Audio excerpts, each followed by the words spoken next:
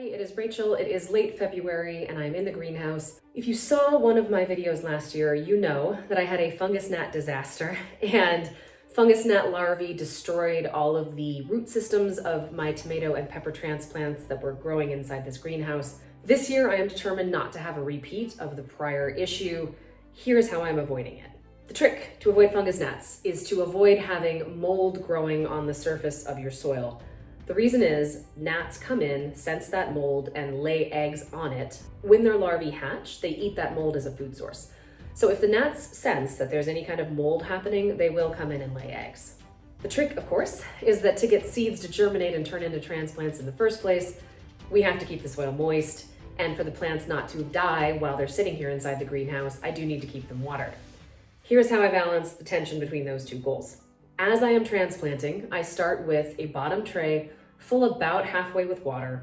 I put my 72 cell tray on top of that, and I fill it to the top with potting mix that is just barely damp. I push that potting mix down into the cells with my fingers and tamp it down. As I do that, the water will wick up from underneath and I'll start to feel that soil getting damp.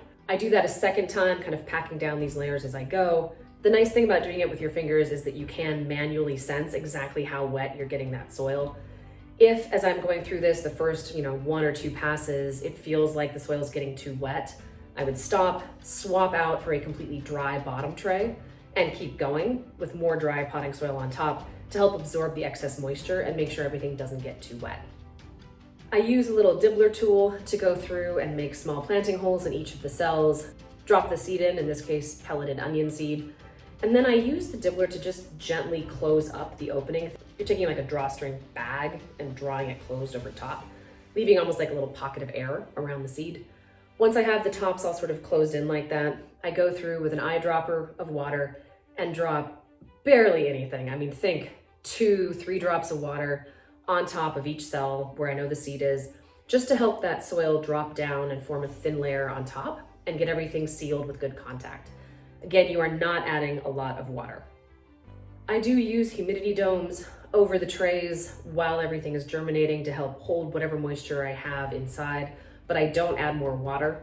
As soon as I see germination starting to happen, I remove those humidity domes because you do not want to keep excess moisture or risk mold forming. And I do also put a little fan that I clip to the bottom of the shelves in my growing area inside, such that there's airflow over the surface. And this does two things. First, it helps to dry out the very top surface of the soil because of evaporation from the wind moving across it. It also just helps, frankly, to blow the fungus gnats away. So if they're trying to come in and lay eggs on the surface of the soil, it just makes it a little harder for them to get there and do that. Once the seeds in the tray have majority germinated and are growing well, I'll take them outside to the greenhouse and put them out here to continue growing. I also have a fan inside of the greenhouse. It's an oscillating standing fan. That does the same thing. It helps move air around, keep the surface of the soil dry, and make sure that the fungus gnats have a slightly harder time getting at the soil. The extra benefit at this point, when the seedlings are taller like this, is that the air movement also subtly strengthens those transplants, and the resistance of them being blown around in the wind makes for a stronger transplant. So you definitely want to have an oscillating fan going in your greenhouse.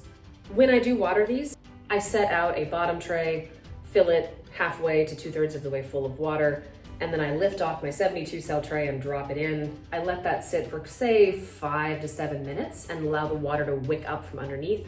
And then I lift it out and put it in a fresh, dry bottom tray. If there's mold growing in the bottom tray, that will also attract fungus gnats. And my goal is just to not have them in the environment, period. I really do try to keep those bottom trays relatively dry. In addition to doing everything I can to keep the surface of the soil dry and not have fungus gnats present, I also have sort of an early warning system. I found these yellow sticky traps on Amazon. I can link that in the description below. But I put those in the soil and the fungus gnats are attracted to them and they stick. This isn't necessarily a way for me to go out and capture and prevent every single fungus gnat, but it is a really useful indicator.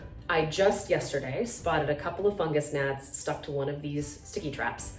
And that tells me, despite my best efforts, they're starting to show up. At that point, I moved to active treatment. I keep a few things in my greenhouse for this, and hydrogen peroxide is one of them. To kill fungus gnat larvae in the soil, you want to use a mixture of 1 part hydrogen peroxide to 3 to 4 parts water. I do a little bit less than a 1/4 cup of hydrogen peroxide, fill it to the 1 cup mark with water, and then I use this as a soil drench and pour it over my seedlings. In this case, you'll note I am watering from above. That's because if there are eggs or gnat larvae present, they'll be in the top surface of the soil. So to make sure I kill them, I do water from above in this case. Much like watering, I might give it a good 5 to 7 minutes of just sitting there to really make sure it's all run through.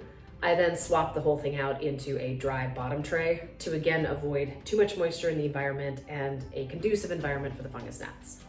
I'm going to stay on top of this as the growing season continues. I will let you guys know if I have another fungus gnat disaster. Fingers crossed it will not happen this year. At least I am prepared, informed, and a little bit in front of things versus where I was last year when I was just living in ignorant bliss. The next set of seedlings that I'm going to start are my tomato and pepper transplants. That is done in a completely different way, and I will show you guys that when I get to it in the first week of March.